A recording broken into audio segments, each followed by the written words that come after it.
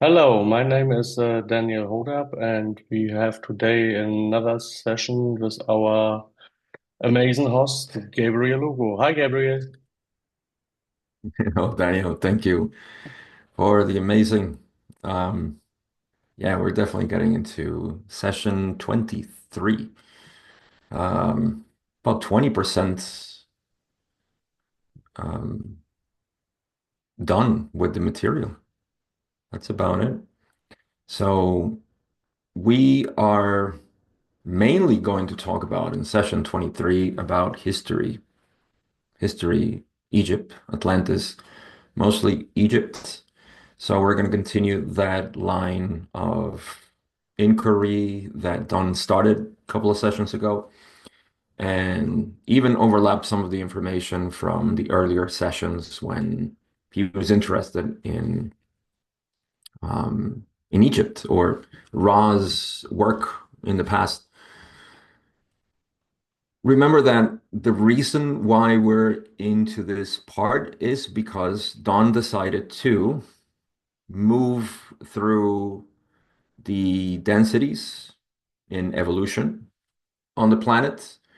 And that brought us to the first major cycle, second major cycle, and now we're on the third major cycle, which contains the history of Atlantis and Egypt back in those days.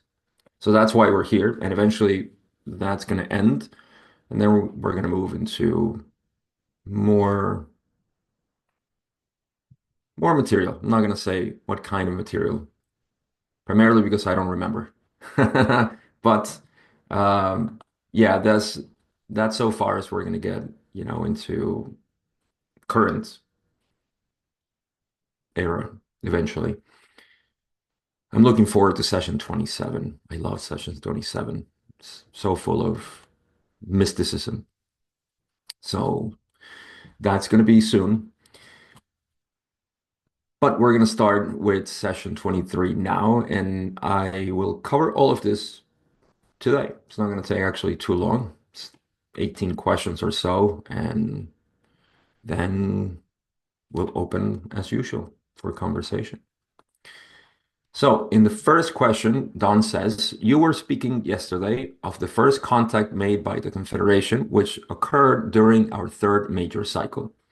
You stated that you appear in the skies over Egypt at the same time, approximately, and aid was first given to Atlantis. Can you tell me why, when you went to Egypt, and your, shall we say, orientation of attitude and thinking when you first went to Egypt? So this was their first visit to Egypt, Ras visit. Ras says, at that time, or at the time of which you speak, there were those who chose to worship the hawk-headed sun god, which you know as vibrational sound complex Horus. This vibrational sound complex has taken other vibrational sound complexes, the object of worship being the sun disk represented in some distortion. We were drawn to spend some time, as you would call it, scanning the peoples for a serious interest amounting to a seeking with which we might help without infringement. We found that at the time, or at that time, the social complex was quite self-contradictory in its so-called religious beliefs, and therefore there was not an appropriate calling for our vibration. Thus, at that time, which, of as approximately 18,000 of your years in the past, or in your past, we departed without taking action. The words, this was 18,000 years ago. They were worshiping Horus, if we can believe Ra's ciphers because they made mistakes. But again, let's say it is 18,000 years. That's a long time ago. And they were pretty primitive in their view of divinity, I would say, because what they're saying in essence is that they came over and they saw that they weren't really seeking in the direction of oneness, in the direction of self-knowledge. There was a lot of religious beliefs and they believe in many things. So there wasn't a clear direction. That's why they say that they didn't want to infringe upon free will. Uh, we must find that direction, and then they can aid. Otherwise, there's just, I guess there is some tilting, unnecessary tilting in the social complex. So I don't think I can extract anything else from this other than to see that they weren't interested. That wasn't a thing at the moment. And remember, this is 18,000 years in the past. I don't think Atlantis was even that developed, so seems to be a whole planetary thing. Maybe, I'm thinking. Question two, Don says, you stated yesterday that you appeared in the skies over Egypt at that time. Were the Egyptian entities able to see you in their skies? And Ra says, this is correct, so the Egyptians saw them. Don questions, what did they see? And how did this affect their attitudes?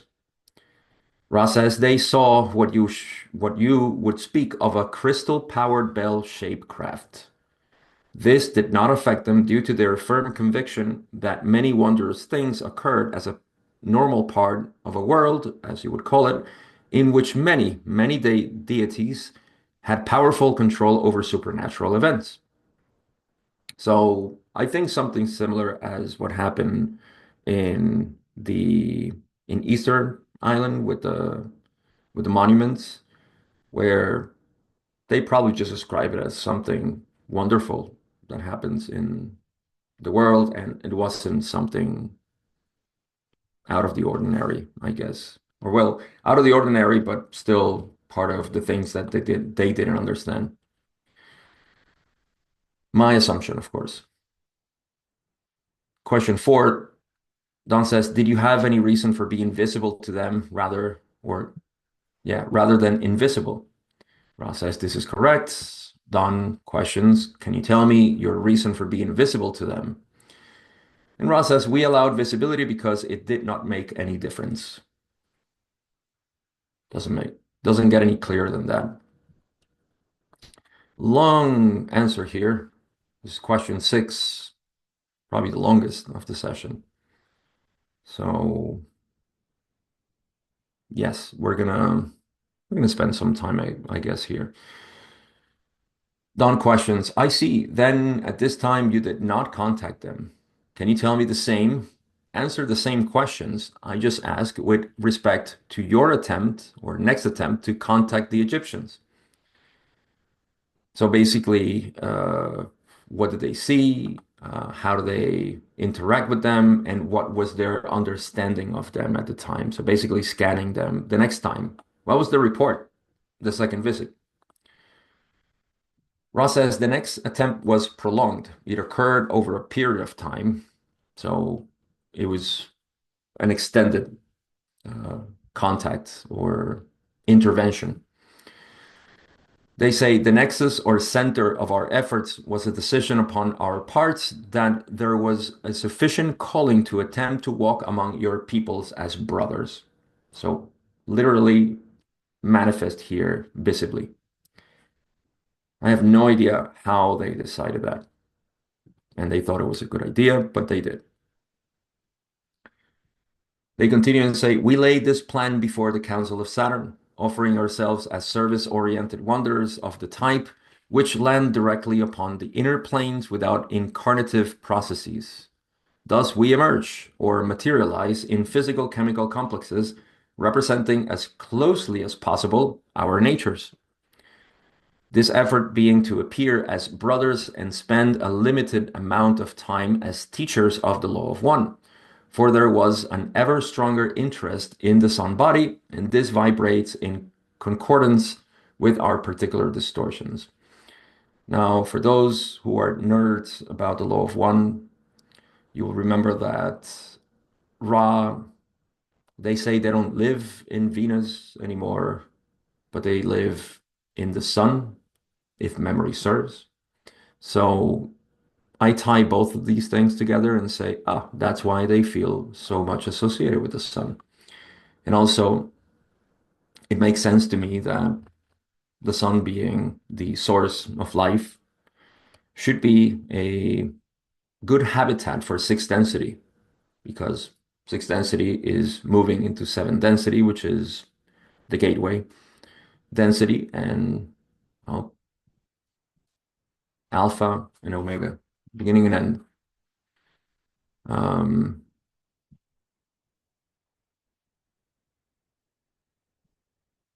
One of the things that made him come back, and maybe that's why they materialized themselves. I think this was one of their first naive things to do with humans, and was to physically materialize to teach the law of one. And it was because there was a strong enough calling, as they say.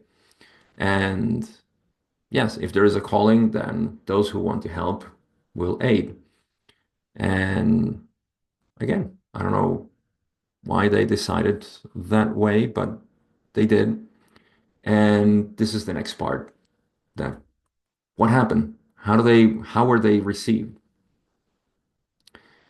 Ross says, we discovered that for each word we could utter, there were 30 impressions we gave by our very being, which confused those entities we had come to serve. After a short period, we remove ourselves from these entities and spent much time attempting to understand how best to serve those to whom we had offered ourselves in love light. So, a lot of interpretations for every single word they said, and that wasn't the intention, of course. So, that sort of failed, quote unquote. It's not a failure, but we could use that word right now. And they even use it. We'll address that soon. But yeah, that wasn't what they expected. And so they left. Still, they just didn't leave. They just wanted to know how best to serve the people. And so they continue and say, and we'll go back um, to what they did in Egypt. But they say the ones who were in contact with the geographical entity which you know as Atlantis, now we move to Atlantis, had conceived of the potentials for healing by use of the pyramid-shaped entities. In considering this and making adjustments for the differences in the distortion complexes of the two geographical cultures, as you call them, we went before the council again, offering this plan to the council as an aid to the healing and the longevity of those in the area you know of as Egypt. In this way, we hope to facilitate the learning process as well as offering philosophy articulating the law of one. Again, the council approved. So in Atlantis, they were already using the pyramids. Ra saw this and said, oh, what a wonderful idea. Let's go bring it to the Egyptians as well, in essence. And their hope was to facilitate this learning of the law of one. They continue now and say approximately 11,000 of your years ago, we enter by thought form. And they have to correct themselves because it wasn't 11,000 years ago. They say, we correct this instrument. We sometimes have difficulty due to low vitality. Approximately 8500 or 8,500 years ago, having considered these concepts carefully, we return, never having left in thought, to the thought form areas of your vibrational planetary complex and considered for some of your years as you measure time how to appropriately build these structures, pyramids. The first great pyramid was formed approximately 6,000 of your years. Then, in sequence, after this, performing by thought of the building of architecture of the Great Pyramid, using the more, shall we say, local or earthly material rather than thought form material to build other pyramidal structures. This continued for approximately 1500 of your years. Meanwhile, the information concerning initiation and healing by crystal was given. The one known as Akhenaten was able to perceive this information without significant distortion and, for a time, moved, shall we say, heaven and earth in order to invoke the law of one. and to order the priesthood of these structures in accordance with the distortions of initiation and true compassionate healing. This was not to be long lasting. At this entity's physical dissolution or death from your third density physical plane, as we have said before, this was mentioned in the earlier sessions, our teachings became quickly perverted, our structures returning once again to the use of the so-called royal or those with distortions towards power. So that's the Ra's intervention in a nutshell. And it's all about building the pyramids, providing the structure for healing and initiation into the law of one, and of course the um, misuse at that time to preserve it or reserve it rather for hierarchies. Question 7. Don says, when you spoke of pyramid healing, I'm assuming that the primary healing was for the mind. Is this correct? Ra says, this is partially correct. The healing, if it is to be effectuated, must be a funneling without significant distortion of the in-streamings through the spiritual complex into the tree of mind. There are parts of this mind which block energies flowing to the body complex. In each case, in each entity, the blockage may well differ. First, however, it is necessary to activate the sense of the spiritual channel or shuttle. Then, whether the blockage is from spiritual to mental, or from mental to physical, or whether it may simply be a random and purely physical trauma, healing may then be carried out. So it's a little uh, diagram, if we can, to visualize or understand that first the mind must be open to spirit, to intelligent infinity, to God, to the one. Whatever we want to call it is simply a looking back, I would say, because the mind is the center of creation, right? The body is simply a result of mind, and the source of mind is spirit or simply infinite awareness. In terms of healing, the mind needs to look back. Yes, and that's the opening of the spiritual complex. That is the enhancing of this spiritual complex and the funneling of that, I would say, intelligence. Simple as that. And it's not a foreign intelligence. It just feels so natural. And then the healing can happen, whatever, it may be directed. Because healing is just simply it's not only about physical healing. It has everything to do with, I think, uh, it might be my bias, but I think Buddhists have the perfect term for this, which is no suffering. That's healing. No dissatisfaction. Being at peace. It's not a specific state of the body, and it's not a specific state of the mind. It's a misconception. Healing is the capacity to accept everything, absolutely everything. No resistance. So these resistances might be felt in the body, might be felt in the mind, or maybe a shrinking of our faith and connection with truth, simple truth. Question 8, Don says, when you started building the pyramid at Giza using thoughts, were you at that time in contact with incarnate Egyptians, and did they observe this building? Ra says, at that time, we were not in close contact with incarnate entities upon your plane. We were responding to a general calling of sufficient energy in that particular location to merit action. We sent thoughts to all who were seeking our information.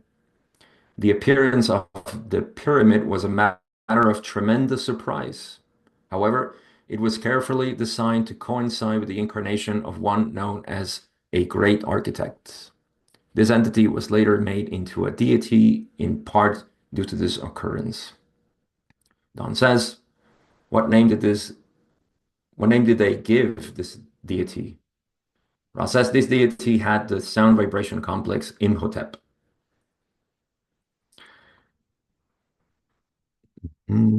Question 10.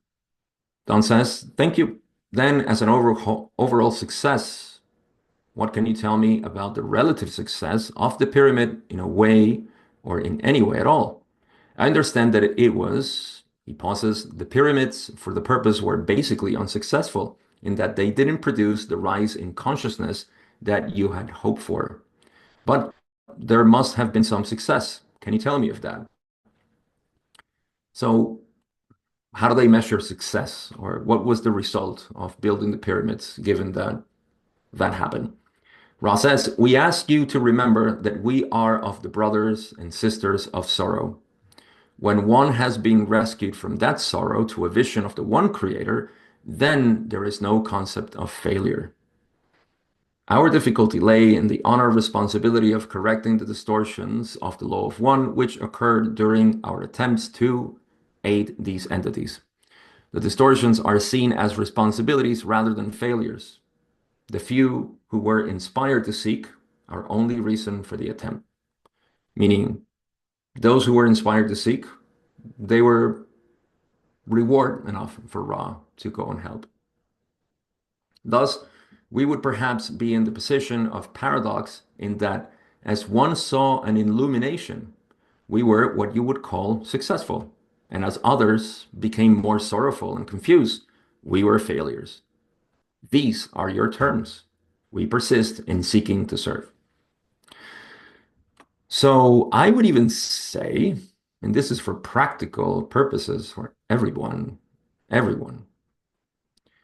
the idea of success and failure is a dualistic approach to reality. It's fine. You can play that game and you will always find one and the other, right? That's how your mind perceives the world. If you feed it that type of perspective. But there is no such thing as failure or success. There is just pure experience. Now, that experience does move in terms of more confusion or clarity. And it's a very simple model. It's a very simple model to reshape the mind because, for example, you will always have victimhood and culprit or somebody guilty, right?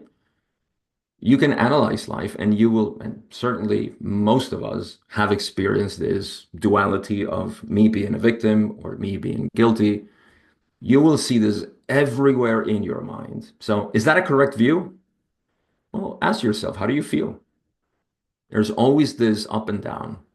Yes, that's why they say, these are your terms. We persist in seeking to serve. Serve is all we do because true service is just being who you are. And guess what? Who you are will always have these so-called success and failure. So why even bother by them? Why even call them that? Just be who you are. That's it. So it's very simple. And I think it's a lesson for filtering our thoughts to see which one is informing us. Is it always the success? Is it the failure? One cannot live without the other. And so we must enter the game knowingly or simply see everything as it is. No attachments.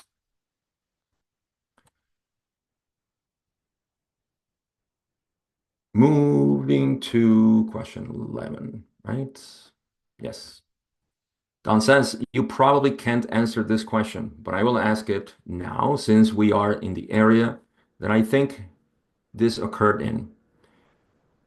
I feel this somewhat of a duty of mine to ask this question because Henry Puharich, I always have issues pronouncing his last name, um, will be visiting me later this month. Was this entity involved in any of these times of which you have spoken? I'm just going to skip this question. I don't even know why I read it. It's all about if he was involved. I don't think there's much value here. Forgive me if you do find some value. Question 12. We go back to Akhenaten. Don says, I had assumed before I asked the question that that would be the answer. I only asked for this benefit. Okay. So, Henry, can you tell me what happened to Akhenaten after his physical death? And Ross says, this entity was then put through the series of healing and review of incarnational experience, which is appropriate for third density entities or experience. This entity had been somewhat in the distortions of power ameliorated by the great devotion to the law of one. This entity thus resolved to enter a series of incarnations in which it had no distortions toward power. Not much to say there. Don says, thank you. Can you tell me what the average lifespan was at the time of Akhenaten for the Egyptians? Ra says the average lifespan of these people was approximately 35 to 50 of your years. There was much what you would call decease of a physical complex nature. Then Don says, can you tell me of the reasons for the decease? I think I already know, but I think it might be good for the book to state this at this time. And typical Ra's um, statement, they say, this is, as we have mentioned before, not particularly informative with regard to the law of one. I think they have said this many times. So it refreshes my heart to read it again. They continue and say, however, the land you know of as Egypt at that time was highly barbarous in its living conditions, as you would call them.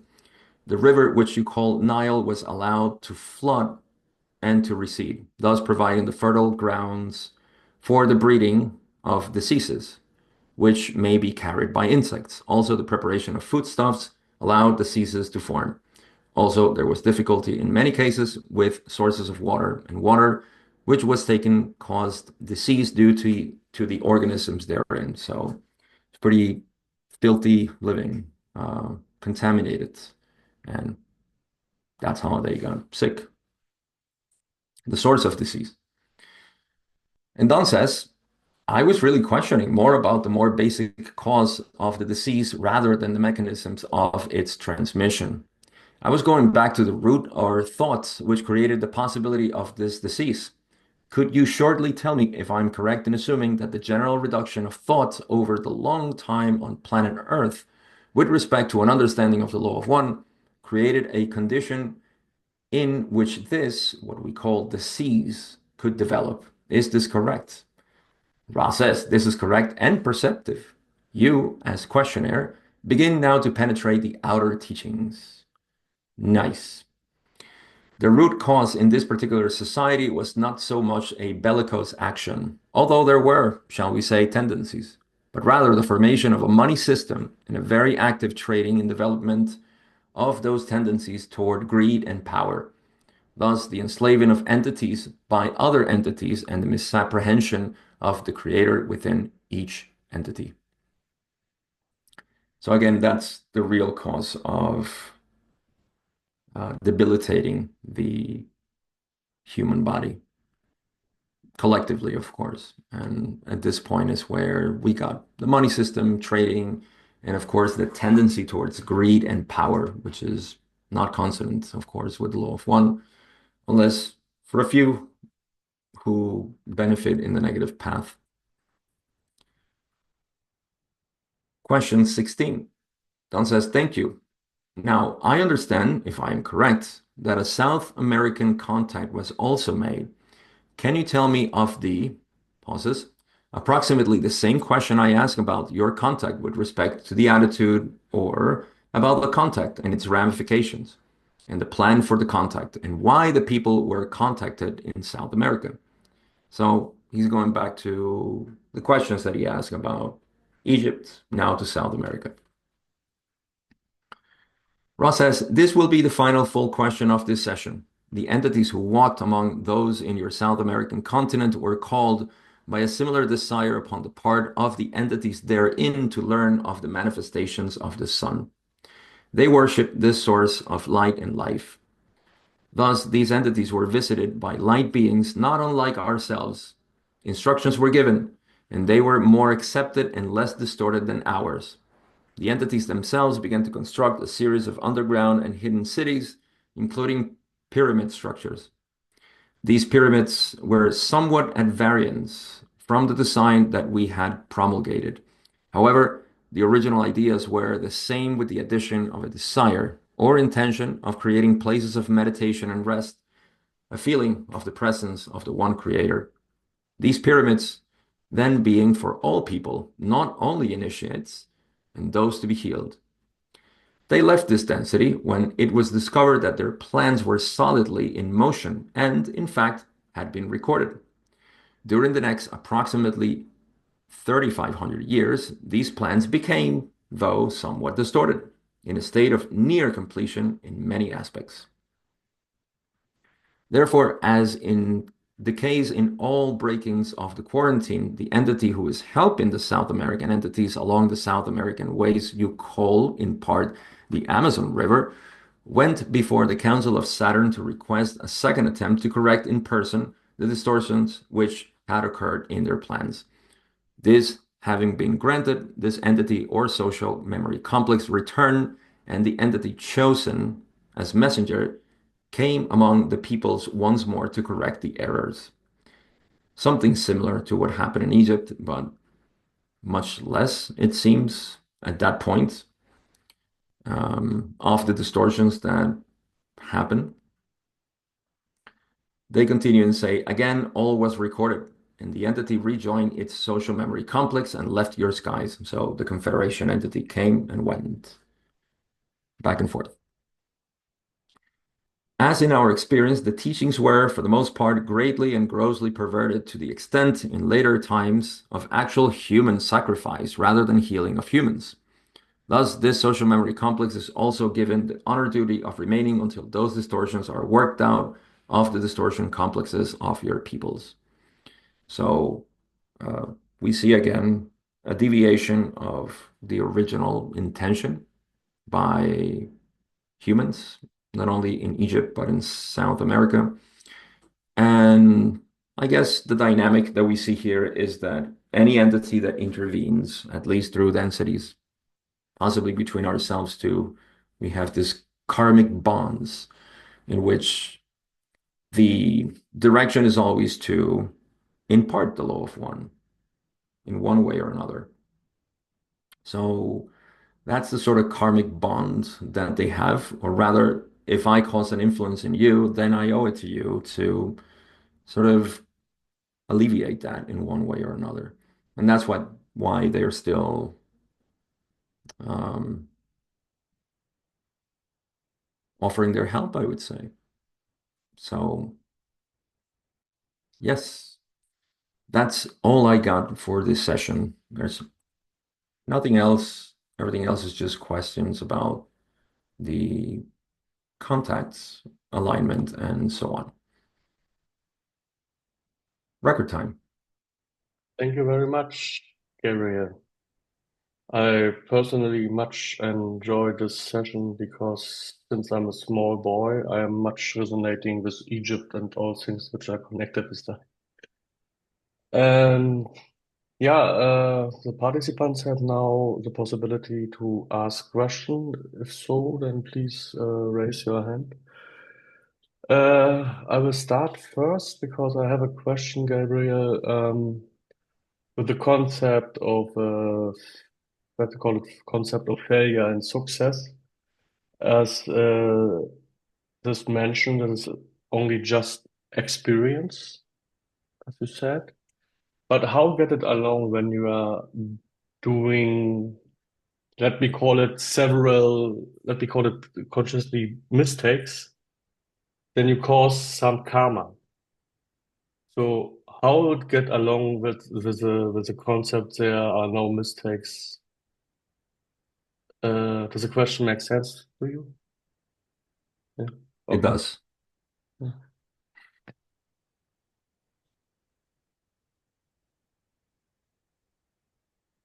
Okay, so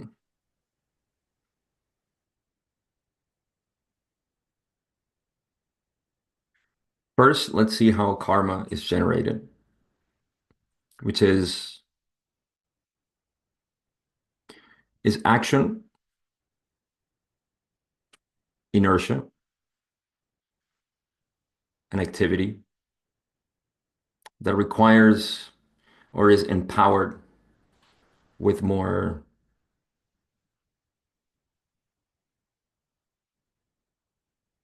of the same energy that generated it, right?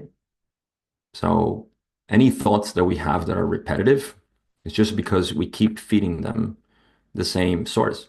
In other words, we keep validating that they they are real. Using Ra's words, what alleviates karma? Forgiveness. Forgiveness at its source means letting go. In its etymology, that's what it means. Let go. Forgive. Give thoroughly. Give it away. And looking at failure and success, you can't have one without the other, right? So whether you see something as success, you must have seen failure. You must have generated the failure. It's just that you label this as success. And if you see failure, the same thing happened. You must have labeled something as success.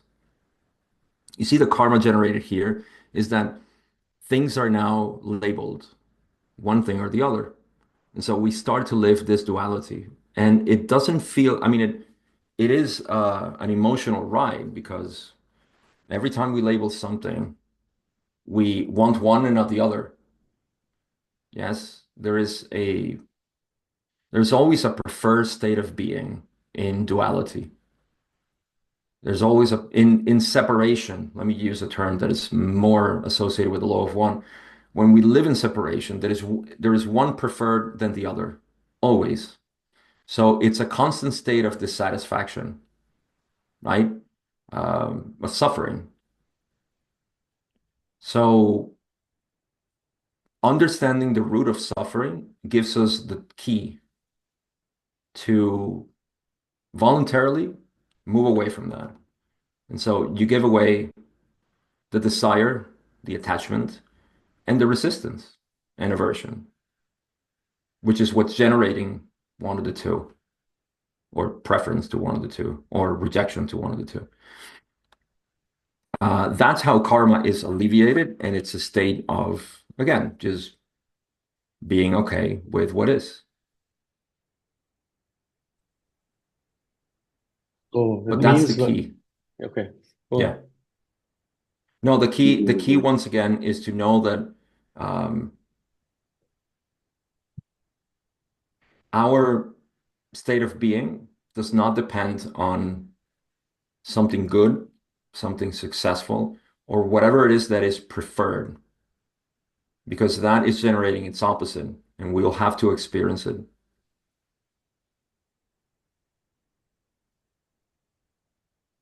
So that means when I just to share my thoughts on that, my understanding. When I'm labeling something as success or as failure, so I put energy into it. And then out of that one, that can cause karma reaction as an energy. If I'm labeling everything as an experience, that means there can no karmically involved can be taking place. Is that correct? Yes, so let's give a practical example. Yes, please. Imagine you're doing something, and expectation arises, right? Let's say I want to be successful at this, right? That's an expectation. Um, there is energy placed in there, right? Whether you are successful or not, that energy is still circulating because there is a root of expectation. So if we let go of expectation and just simply do it for the reason that we want to do it, no expectation, then there is no karma involved. There's just a doing. There is no there's no cycle to follow. in the mind. There is absolutely nothing. There is no pathway for the mind to uh, yeah, cycle again. Because in another instant, it will try to apply it again. Because remember, the mind is seeking some sort of satisfaction. And so satisfaction will always be placed on some ideal, something ideal. And nothing within separation is ideal because that's not the roots or the source of satisfaction. Satisfaction is never on something that has an opposite because it's incomplete. Does that help? Yes, that's enough stuff to contemplate on. Thank you for that. Then we have another question from Ursula.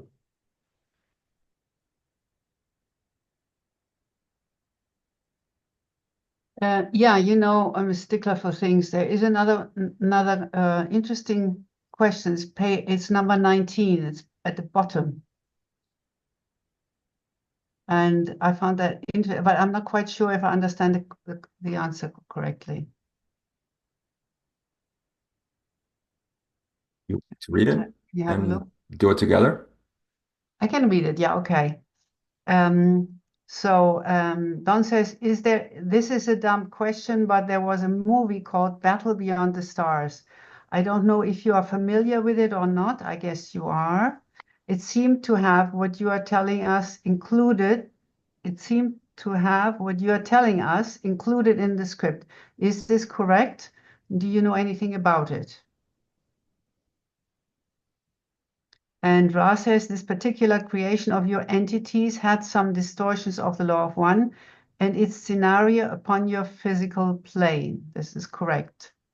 So if I understand that correctly, so this movie was portraying some of the teaching, was including some of the teaching. And so it's in resonance because I thought that if this old movie had this, people had this attraction to this old movie because it showed sort of like showed is the wrong word, the law of one, and there are other movies that are also very attractive to us, which is Matrix and Avatar. So I, my theory is that Matrix and Avatar, for example, they are working with archetypes, which Rob will discuss much later. So there is an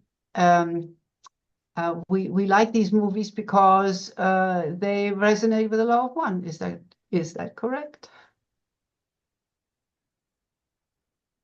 Yeah, I'm convinced, Ursula, that particularly anything that comes from the heart, and I'm talking about this art of storytelling and creating narratives. Again, I find that the more genuine they are, the more they contain a sort of profound insight into our being. And it's reflected, all of these are allegories um, of, yes, the profundity of the mind. So I think you've probably also felt this, that the more you started to learn about the law of one, not just the law of one, but just this inner path, it's almost impossible not to see it in everything else. And so I think what Don was saying here was that, the more you begin to understand these, because all we're doing is understanding the profound concepts of reality, the dynamics of the mind. And so that's why I feel that everybody who is creative in its own way, they are channeling some sort of, uh, let me put it this way, the more artistic and genuine this is, the more it may have uh, a taste of these deep parts of our mind. So, for example, the movie, I don't know if I talked about this, but it just amazed me. Groundhog Day. I think everybody's familiar with that movie. Uh, I wasn't even aware until somebody told me, probably last year, definitely last year. I never thought about it, like how that is precisely what the mind is doing. If you see, he moves from being a total jerk and just not compassionate at all to be stuck in a loop. See what me and Daniel were talking about, this karmic loop, and just started. So he thought he had to do nice things, I think, at some point in the movie, and it wasn't genuine. So he kept repeating it. You see, I have to do good things. Eventually, he just started being, what he thought he was supposed to be and just gave up. He surrendered. And then he got out of the loop. So all these things are coming, to me, whether they know it or not. I don't think everybody, like, we don't have to study mysticism to know this. We just have to channel really who we are. It's all here. Like, it's very inefficient, actually, I would say, to keep reading and finding information. It's just trying to listen to your own voice through echo. Why? It's coming from you. Mhm.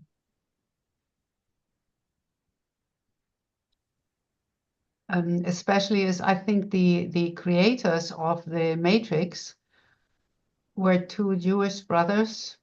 Don't remember Weinstein brothers or something. And it, if they are of the kind of Jewish elite, they might have studied the Kabbalah, and the Kabbalah seems to be based on the law of one as well. So that may Yeah. come from Oh, there. let's substitute law of one with truth. Hmm. I think it's a little bit more Yeah.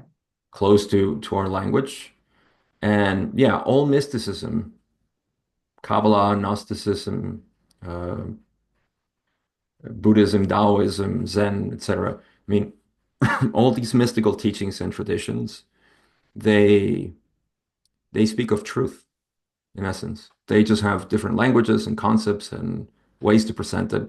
The way we talk and express is an art. Um, it's not true. What we say is not true, but it can come from truth.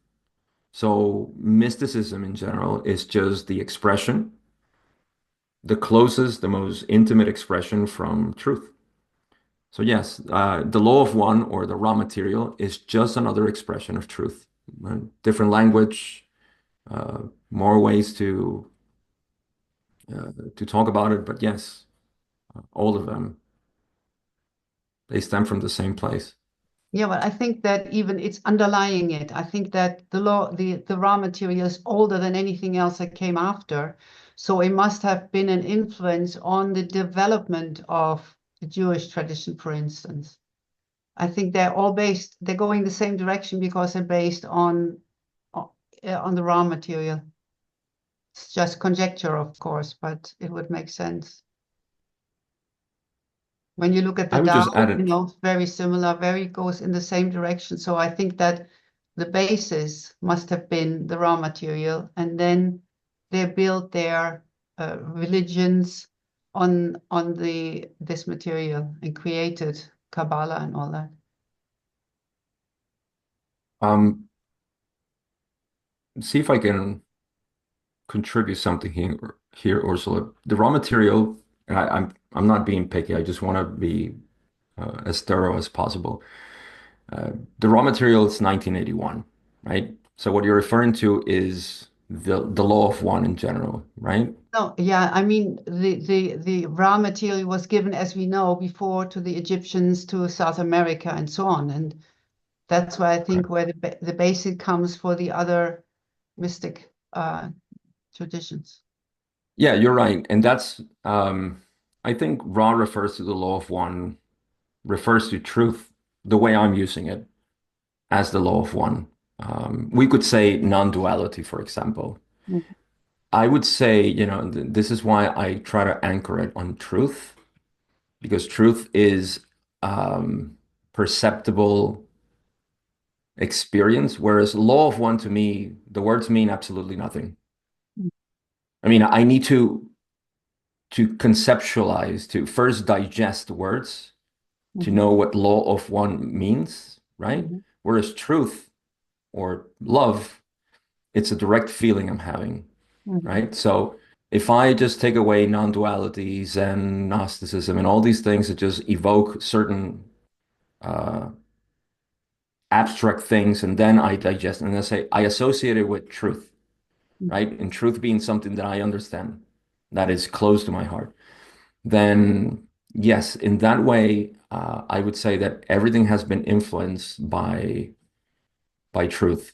And I think to your point is that the influence of the perception of truth through what we call the Confederation here, that's what kind of gave, a direction.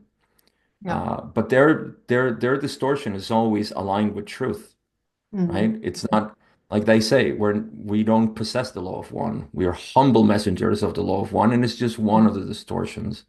Mhm. So my attempt here, Ursula, is to to bring the yes, as you're saying, the source of understanding, of true understanding, uh, a little bit closer to something that we experience and, you know, um, really transcend all teachings. Teachings are pointings. Mhm. We want to look at what it's pointing at within ourselves. Okay. Nice. Thank you, Ursula, for your question. If anyone else have a question, please feel free to ask or raise your hand first. Otherwise, I will also ask a question again. Gabriel, I know that the information is not of importance, but I would like to know what is your opinion about the Council of Saturn? What is the task of this Council of Saturn? It's a good question. I can only think of structure here, or hierarchy is not the word. Precedence, maybe.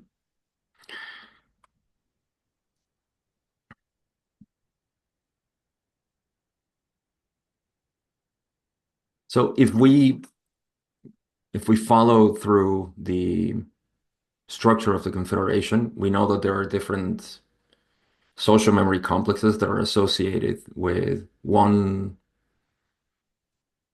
direction of service, right? And these social memory complexes come from other star systems, different experiences. Ra being, yes, very close to us because it's the solar system. So Venus. But I think the Council of Saturn would be, and that's why they say that it approves certain missions. It's a higher understanding right here in the solar system, maybe closer to understanding the whole metaphysics of the solar system. And it's my assumption that obviously other social memory complexes, particularly from other star systems,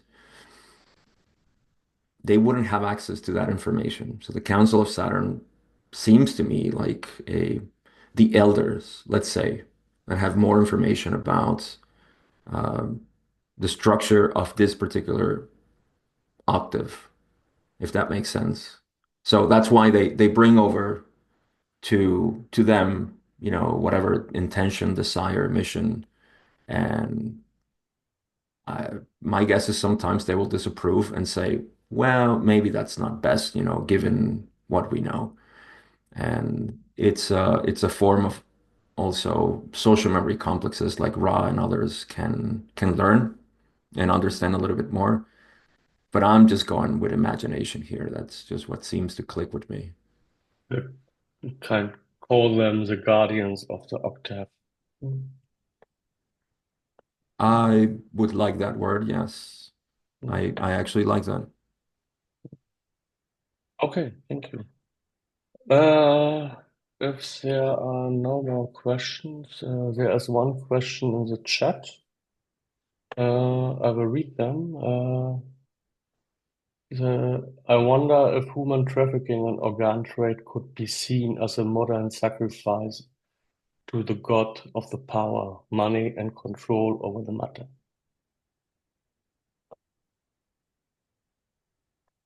Well, more than that, my, I mean, I think we all can agree with this.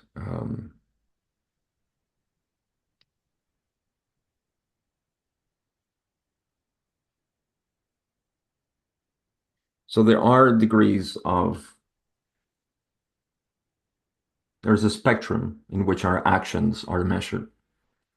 Nobody or everybody uh, slides in this spectrum, and there is confusion, confused acts,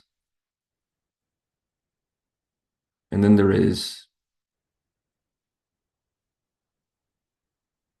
acts with clarity. So we either act in confusion or in clarity. And to the extreme of confused acts, we see these kind of behaviors, which again, you can see that it's not even a good or bad thing, it's just confusion. The reason why there is a difference between seeing good and bad um, or evil things is that evil is associated already with an unwanted thing. We don't want that. Um, and there's a reason for that, obviously, because we're acting from a greater place of clarity. But there should be an understanding of this, not a rejection. And this understanding must come from a greater place of clarity. If there is still confusion around that, then we're still deeming these things as unacceptable. And of course, in these extremes serve to show how terribly confused we can get and act. But in the microcosm of the mind, if we maintain that of desire undesired, then we fall into this, even if it's a tiny, tiny loop, there is still some cycling of the mind. So a greater understanding is a a full acceptance, which is not a justification, by the way. Gets confused like that. It's not a justification, but an understanding of people acting in confused ways. And um, again, this is not a popular opinion, but to criminalize and to um, point fingers and so on, judgment. And I know it's a sensitive topic, but it's the truth. Just perpetuates more of the same. So a higher understanding is needed. I don't say, I have it. I don't think, it's available, but I know that is the truth. Thank you, Gabriel, for your thoughts on that. It's my opinion, just Mhm. my opinion. So, as we are coming to the end of this wonderful session, I would ask you, Gabriel, to give us some, as usual, beautiful closing words. Of course, and I'm just gonna go over the same topic you brought up, Daniel, of yeah, how does forgiveness in practice look? I think I've met a case a lot in my podcast and my teaching that we have, just like the word ego, the word forgiveness is ascribed a different meaning to it than what it is, and it gives a obscure complexity to it But forgiveness is just simply our nature. If we stand out from our nature, or rather, we become confused as to who we are, then we get into a dualistic forgiveness, which, is to do with um, there's still a sort of, I am doing this. There's a doership in forgiveness. True forgiveness is simply letting go. That's it. Just letting go. And letting go is not a function of doing. Letting go is a function of being. So when we say acceptance, for example, same word. Acceptance and forgiveness are the same thing. And that's what we are. When confused with the mind, then we think we have to accept. And that is a selective process. We are not the mind. The mind is selective, not us, or not the self. So forgiveness is, once again, the same practice that I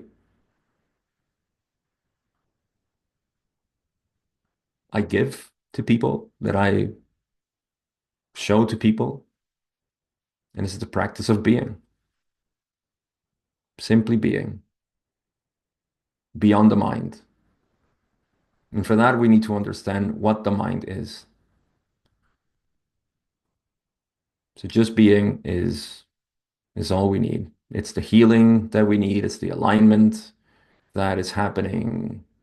Being is the source of everything in the adept's path, let's say. Forgiveness being just another word for that. Thank you very much, Gabriel. As usual, very touching closing words. I just want to thank you again to being our host every week. So then I'm much excited, looking forward to next week with session number 24. And thank you very much, Gabriel. Thank you, Daniel.